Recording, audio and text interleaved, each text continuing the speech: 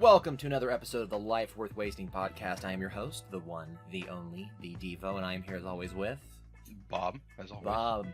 We are here with Gundam, The Origin, Part 2. So how do you feel, Bob? We went like 3 years into the future. How do we stand? Is it only 3 years? I felt like more. I think, based on what Sayla says, it has been 3 years since they had left Side 3. She's 10 now. I thought she was only like 4 or 5 when... I know, that's how it seemed, but I'm pretty sure she says 3 years. I could be wrong. Feel free to correct me, but I think that's what I think it's been like 5 years at least. Right. Either way...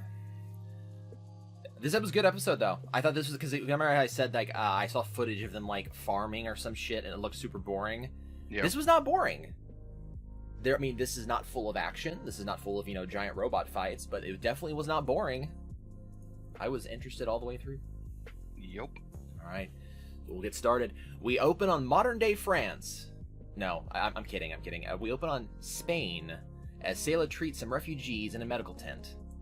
Sayla returns to her castle home as her handmaidens tell her to disinfect after helping with the locals. She says she'll wash off in the pool. I don't think that's how it works, but okay. I mean, chlorine burns, man. That'll get you clean. Also, if you're hanging around sick people, if you're just breathing, you're already fucked, as far as I'm concerned.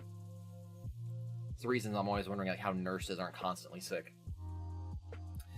The head of the house gushes about how happy he is to have a family now that he's adopted the Daikun children.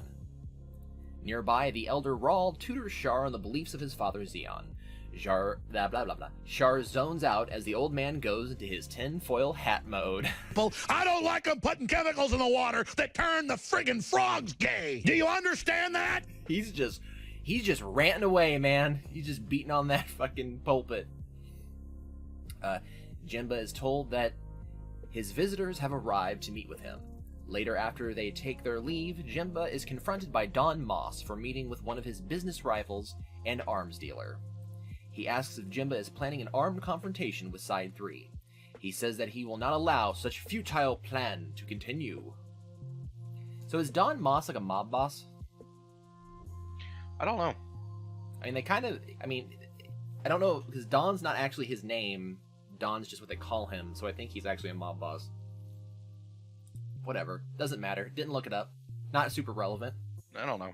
I know when the other guy drove by, the Raw guy was meeting, he freaked out because he was like his rival from a corporation, so... Yeah, but I mean, in Japanese culture, I mean, they fucking, every mob boss is the leader of a corporation. Know what I mean? I'm cracking open a wonderful little Smirnoff here. Ooh, that peaked the microphone. That's nice. Sorry to all those listening to this. Alright, Jinba says that they promised him funding, weapons, and to lobby the Federation for backing, and how after they win, they'll be able to use the children to regain the people's favor. Which is true. I mean, he could theoretically do that, and this goes back into the Game of Thrones shit.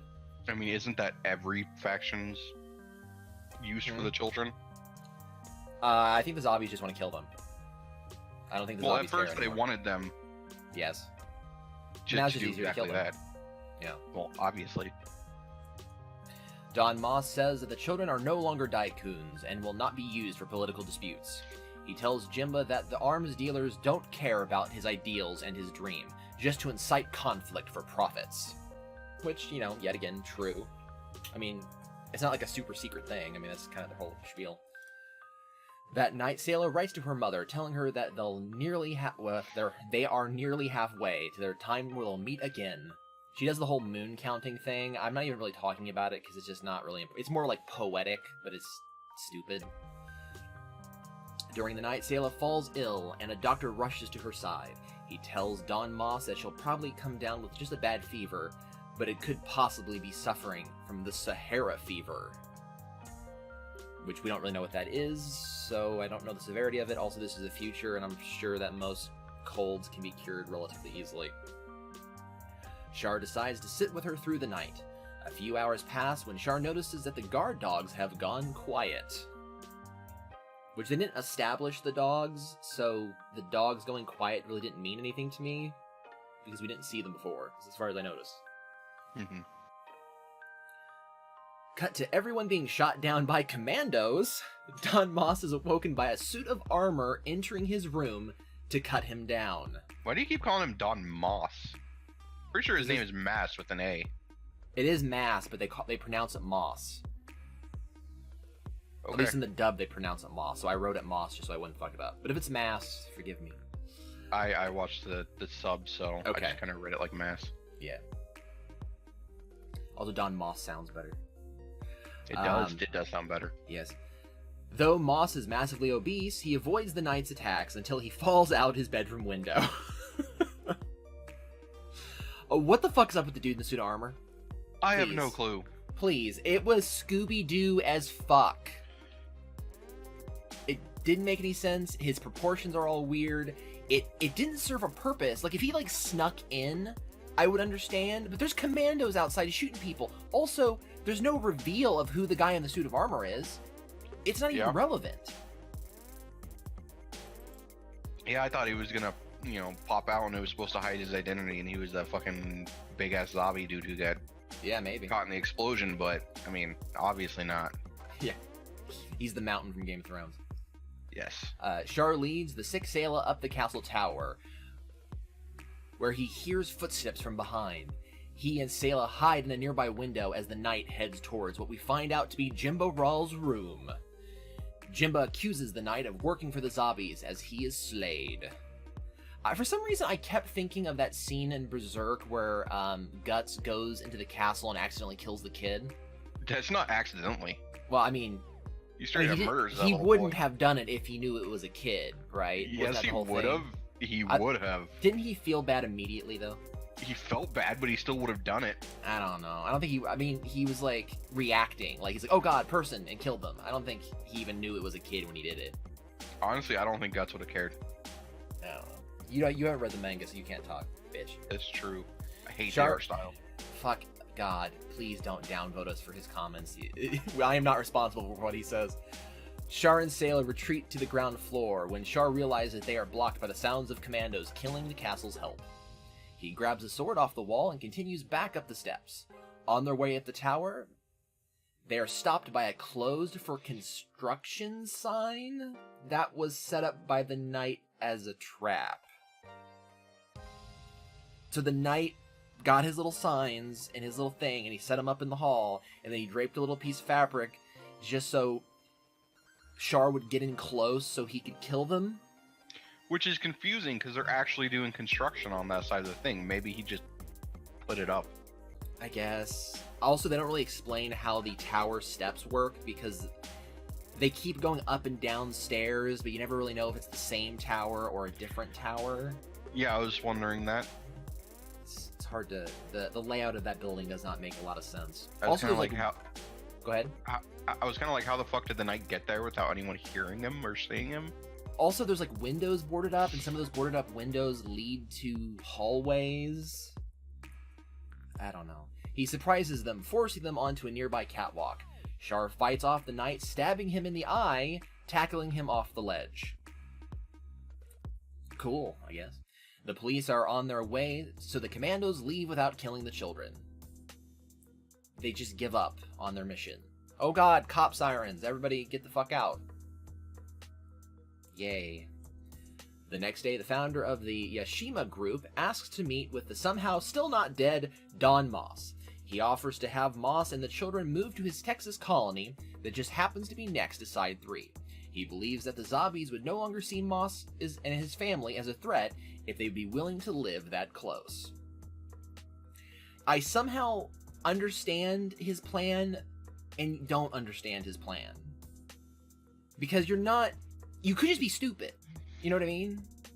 Like, if the zombies are attacking them because Jimba was getting involved with, doing like an overthrow of the government, and he was living at the Mosses, so they're just like, well, fuck, we just gotta kill them all because Moss is involved too. You're not really showing that you're not at conflict with them by just living nearby.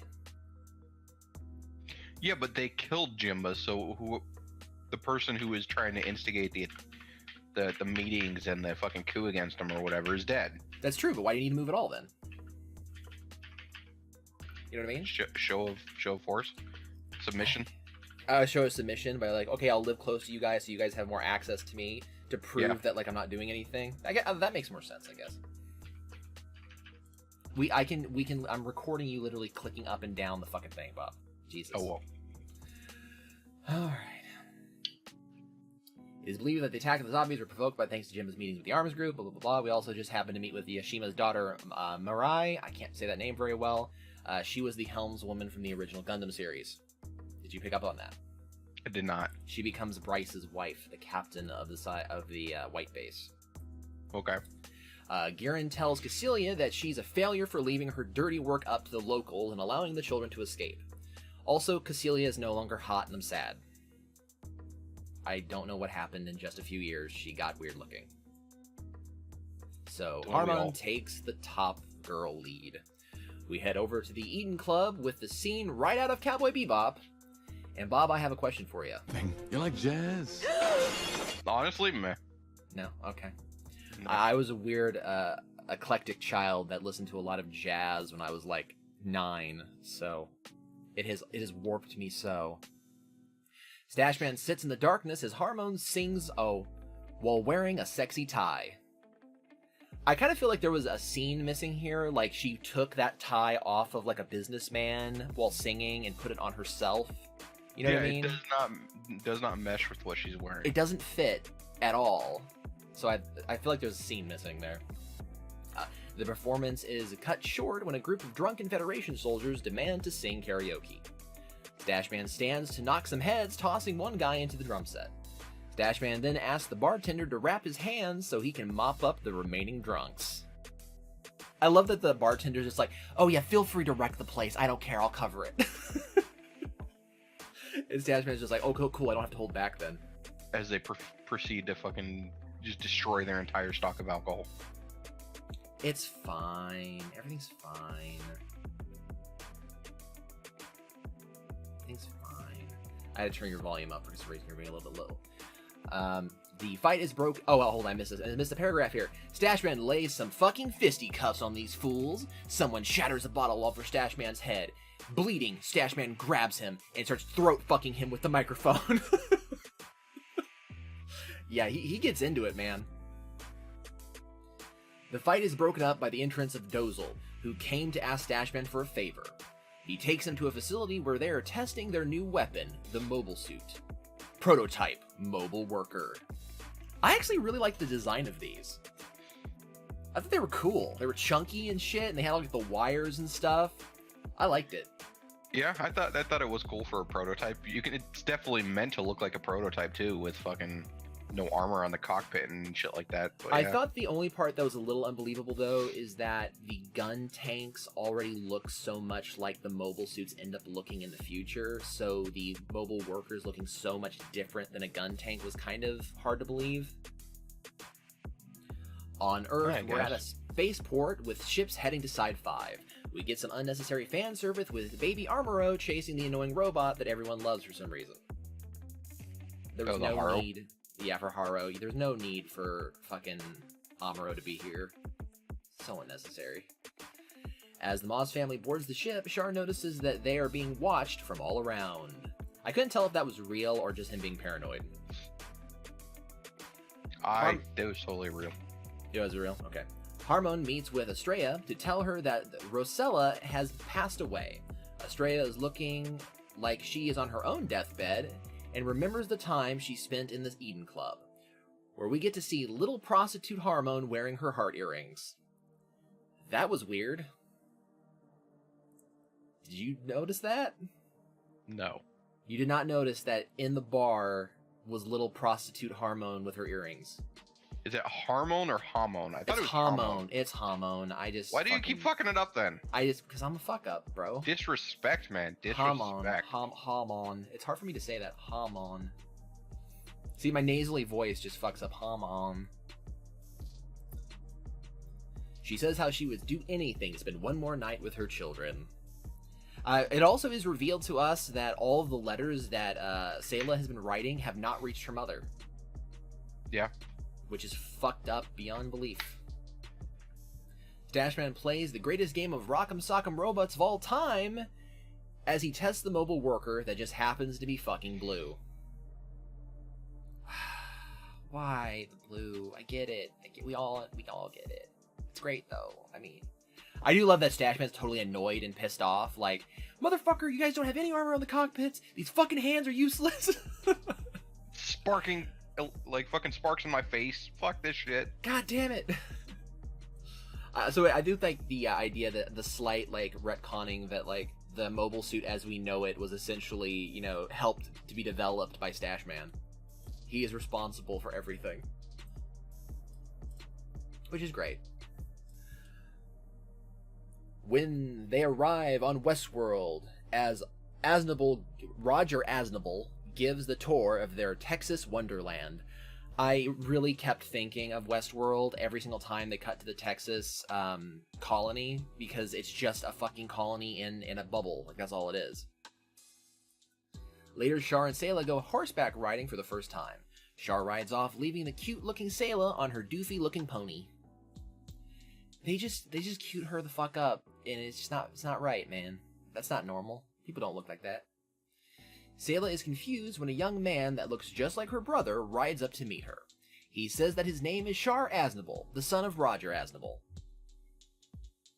Sayla can't get over the fact that he looks like a brown-eyed clone of her brother. This is when something dawned on me, and it was probably discussed in the original Gundam, and I'm blanking because it's been 15 years. I could not remember why. I knew Char was lying about his name. Char's not his name. I knew that. I knew that he was hiding his identity with his goggles. But I didn't realize, I thought he was hiding the fact that he was a Daikun, not the fact that he wasn't Char Aznable. Yeah, I thought it was always like just a fake name too. I didn't know he actually took it. He's posing as someone else. Yeah, he's hiding his eye color with goggles. I'm pretty sure you could just wear like colored contacts or something, but he's wearing goggles to solely hide his eye color, which seems stupid. He gives her some pointers on writing when they notice Char heading their way. Sayla appears scared by this for some reason. Why was she scared by this? Wouldn't you if you saw a fucking clone of the sibling? I would be scared of the clone. I wouldn't be scared of my brother meeting the clone. We then get one of the most awkward scenes I have ever seen in anime history.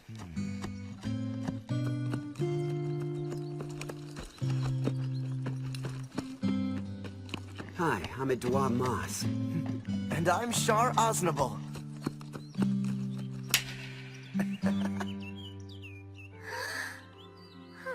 Oh my god, the high five. That was so bad. What the fuck was up with that exchange? And the high five, for some reason, seems to arouse Sayla. Like, it's Brokeback Mountain as fuck. Yeah. It's like, her hey, face. you look exactly like me. You want to suck my dick later? Yeah, and Sayla's just like, oh, what is going on? This is terrifying. That night, Sayla writes another letter to her mother when Char busts in to tell her that he has received a communication stating that their mother has passed away. The drama is really cranked up in the shots in this scene. Like, they're spilling the ink, everything goes black, they're like doing like the scream to the sky. There was a lot of ink in that fucking bottle too. There really was. Ink goes a long way though. Yeah, I don't think it's gonna pour out for like 5 fucking minutes though. It's for drama, Bob. Soon after, the Moss family hold a mock funeral for the late Estrella Daikun. Days later, Don Moss meets with the headmaster of the school who wanted to talk to him about Char. How Char is terrifying and how he believes that one day will be responsible for a great catastrophe. I didn't like this scene because it's like, what? It's not even foreshadowing, you know what I mean? Because like, he's just like seeing into the future. It's like a prophecy. Like, you're just some principal. Fuck off. And then obviously Don Moss has every right to be angry about this. He goes and meets with Roger Aznable and asks if Char can transfer to his son's school. I mean, Roger doesn't mind, though his son did just drop out of the school to join the Zeon military. Outside, Char picks a fight with a suspicious man he believes is stalking him and Sayla. Char nearly kills the man when he is stopped by Sayla at the last moment. Yeah, he turns like the claw hammer around. You know what I mean? I mean, it's kind of justified. The dude was trying to hit him with the claw hammer first. What? He wasn't trying to hit him with the nails, was he? Yes, he was. Was he? I thought he was just trying to hit him with the stick. No, he tried to hit him with Okay. the fucking nailed part of the fucking 2x4. Got it. Well, he was defending himself. Char did kind of attack first. Yeah, but he wasn't trying to fucking murder the guy, That and the is guy true. fucking He turned around and tried to escalated it murder too him. much. Later, the Moss and Aznable family meet to celebrate Char's Aznable's entrance into the Zeon military. At the dinner table, Char shows his passion as he rambles on about how the Orange Cheeto Man is bad and the Russian bots are ruining everything. Sayla goes up to her room to find her cat Lucifer dead. Why? Oh, that was Why so kill sad. the kitty? That's not okay. We like Lucifer. Like, in the Gundam universe, pets and little robots can exist forever, so there's no reason to kill them. This has been a few weeks. First with fucking Rin, and then this. Yeah, I mean, last week we did see the dog actually die. Yeah, that was bullshit. Why cock teases with his death the first time to then actually kill him later? Yeah, especially since I was so upset when I thought I the dog died. Ay, ay, ay. The next day, she buries the cat next to her mother's gravestone. Char comes over to tell her that he's leaving to a different school out of town. And it is what is the most over-the-top drama scene.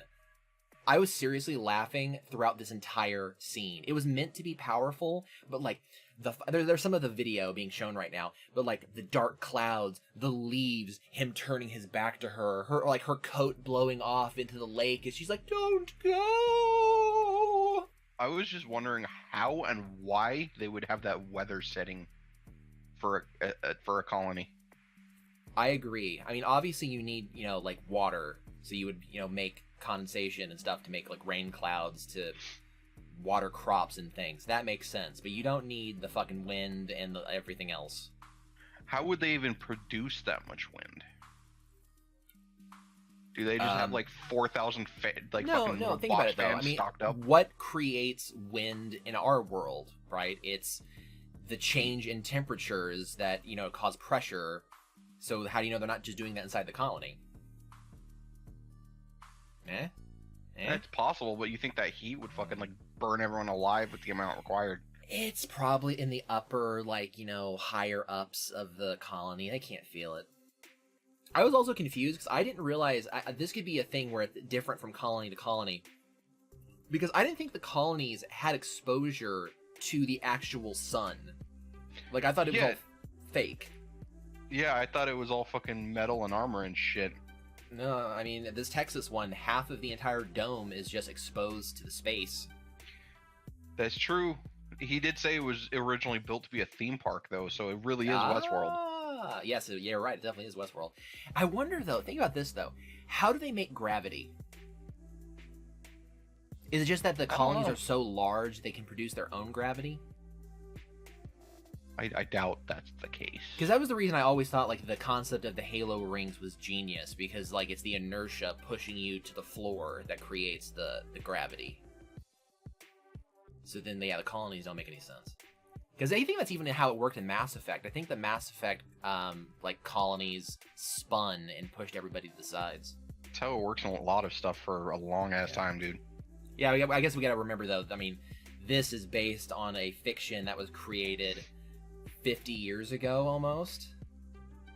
So maybe they didn't have that idea back then. I don't know. But this show's good, man. No joke. This show, quality-wise, super high. Enjoyment, super high. I'm kind of, almost sad with myself that I didn't watch this earlier. Because this was a huge... I mean, this is, some of the best Gundam shit ever made, as far as I'm concerned.